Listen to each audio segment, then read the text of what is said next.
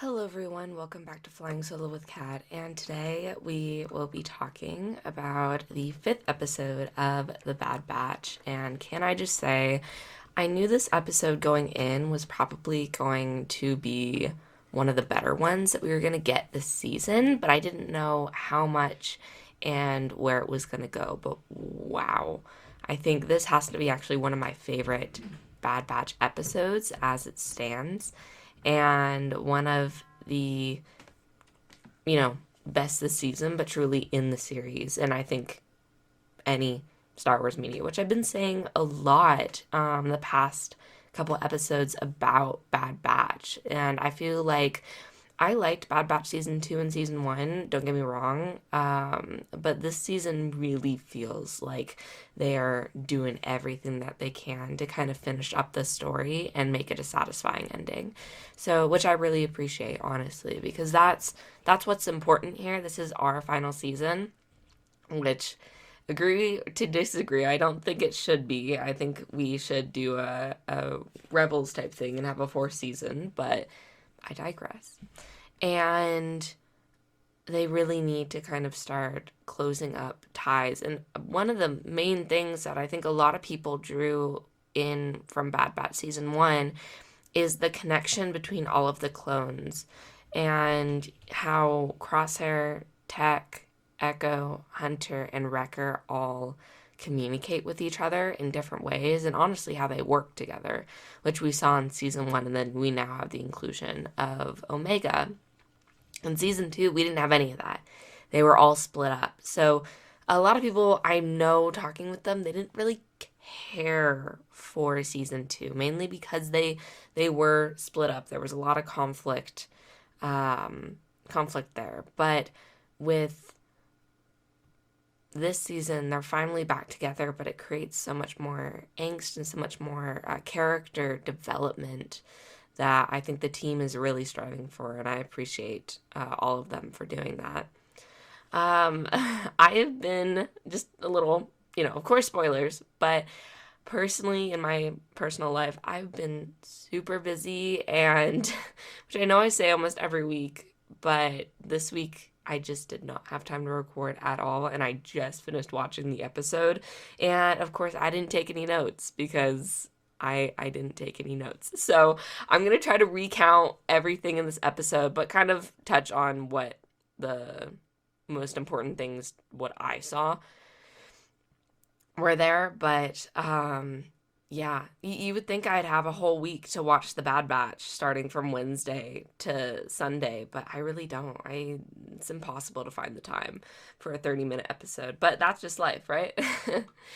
So, getting started, I really, really liked just her Omega waking up, right? Just it just seems so like homey, like okay, she's safe, she's okay, it's all good. Her like Crosshair and not Crosshair, Hunter and Wrecker sitting there with their cups of calf and just chilling like dads, like was so sweet to me, and I found that just really nice. I like how Omega has just been constantly watching out for Crosshair. Her doing this constant kind of, oh, where's Crosshair? Is he okay? And always kind of checking on him to where with, Hunter, he's definitely got some oppressed stuff. And Wrecker, I liked him saying, because, Hunter doesn't really trust him. And Wrecker says, well, Omega trusts him. And that's all I need, which I think is so, so sweet. And honestly kind of encompasses like Wrecker's connection with Omega, and like he trusts her a lot in her judgment and he respects her judgment. So I found that was really sweet. But when she went to go check on Crosshair, he was trying to practice with his gun. And last episode we saw his hand is starting to shake, and so which makes it harder for him to use his sniper, right, or be a sniper. And it seems like he's really, really struggling with that, but he doesn't want to let that show. And I'm going to go kind of off just on Crosshair as a character. He, when working for the Empire and even working with Clone Force 99, they all had a purpose, and Crosshair's purpose was to be a sniper, was to be that, second chance in, defeating the bad guy, I guess, or the droids. And the fact that Crosshair doesn't have that anymore, doesn't have his ability. Hunter and Wrecker can wreck stuff.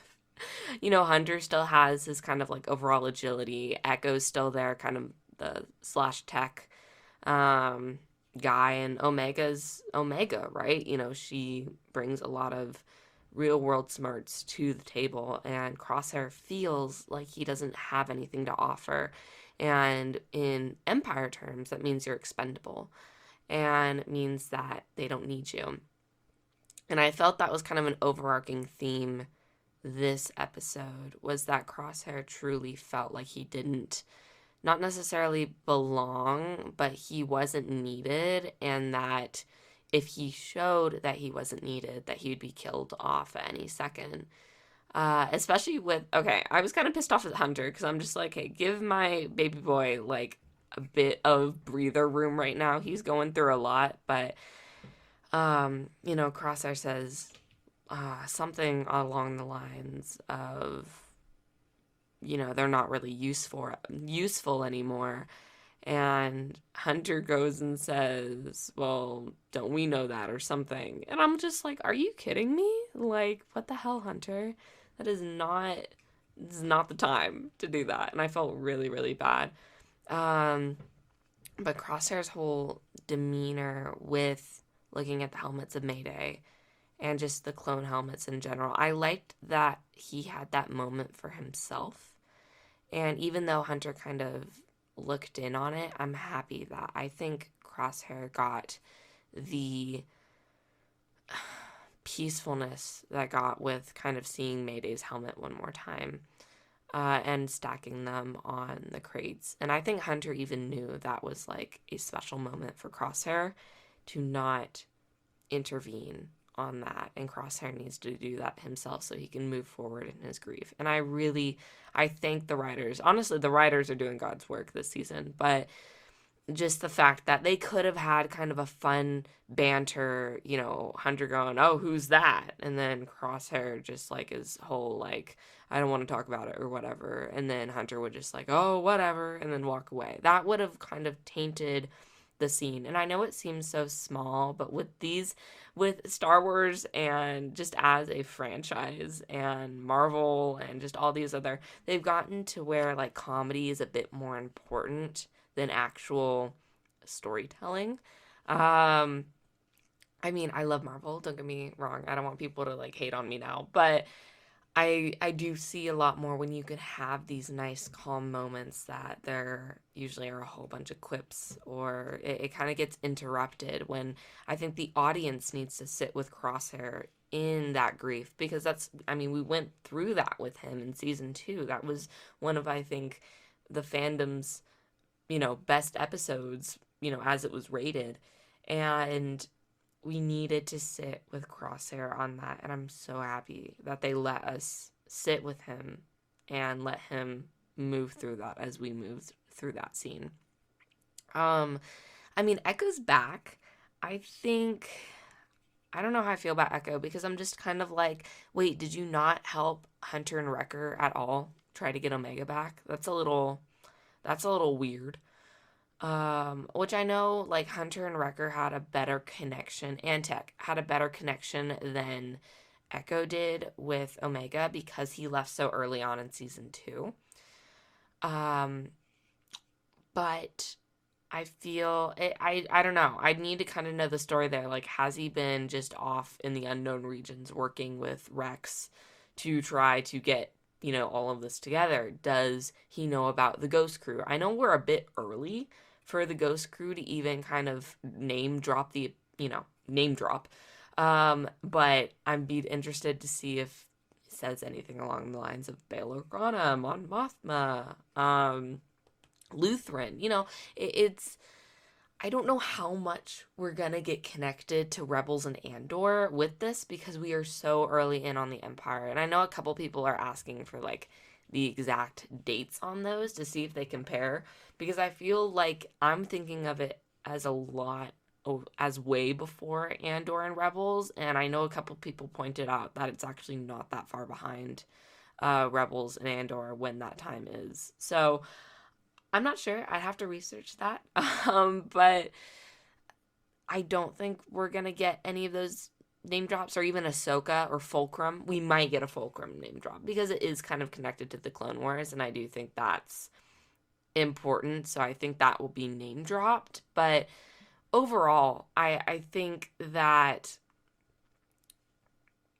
what Echo does with Rex is really cool, but I wish we could see that a bit more on screen because it's kind of just an off-screen time. Even if it's in a comic form or kind of a short animated story, I don't really care. Just kind of give us that, because of course everyone loves Rex, right? And I'm glad that he wasn't shoehorned in to this season, kind of just like, oh no, there's Rex. And then kind of the rest of the Bad Batch got sidelined because of Rex. So I think that's integral from the writers to kind of put Rex and Echo out of the story. But it's just for me, like, when I saw him, I'm like, oh, that's great. But it's kind of weird that, did you help try to get Omega back? I don't know. It's weird. So it was great to see him, though.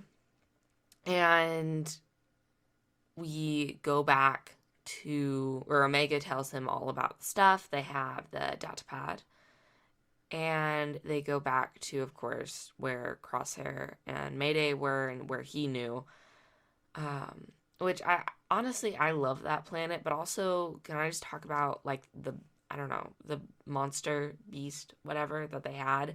I actually loved it. I thought that was really cool. And I'm kind of looking more closely at character design and why, especially writing as well. So that's why I've been bringing up writers a lot, because I think that they do so much work and that kind of gets unnoticed. And for me, I'm starting to actually pick out like certain things that I like that people have done. So I really like the design of the beast, and I don't know if I have Dune on the brain. Um I have not gone seen it because I don't know, I'm not a huge Dune fan, but it's never piqued my interest, so I've never really gone and seen it. But with the sensors that were kind of spaced all around, they really look like that thing from Dune where it like drops into the sand and then, alerts like the sand monsters. I don't know. People that have watched Dune are probably rolling their eyes at me right now, but that's what it reminded me of because I've been seeing it so much on Twitter. But I thought that was interesting, and I think it was a bit convenient that they already had power, but I don't know. I'll give the Bad Batch the win, for once, so they don't have to hook up their ship or anything. But I thought I was gonna see Fee this episode because they were back on uh, the planet that I do not know the name of, and we didn't get to see her. I was really sad. I wanted to see the Queen. Like I said, I'm still holding out that she's going to come back in and kind of be like, I don't know, I feel like that scene like needs to happen where she kind of like wrangles the Bad Batch together and goes and saves the clones. And that's also another thing too of Omega's regret and kind of survivor's guilt about the clones, because she keeps bringing them up that she left them, right? And it's like, Omega, you had to get out, and it's like, it's sad that she has that guilt, but at the same time, like, I wonder how much that is eating up at her, right? And I wonder how deeply she feels about just that in general, right? So I would love if there's like a clone revolution at the end. So all the clones get saved. I want Rio Churchy there, and she's just leading the front, and all the clones are happy, and everyone just has a big smile on their face and holds hands and hugs, and it would be great. But that's not gonna happen because the Empire sucks. So I still don't know what's gonna happen next episode. I feel some people said this was a filler episode, and I was like, whoa, calm down. Okay, filler episode is when there's literally no development on the character, and it's just having them do a funny side quest. This was legitimate to the story of Rex and Echo trying to get more intel to find where the clones were. And then, of course, we had the character development of Crosshair and Hunter. So it was not, no, it was not filler episode.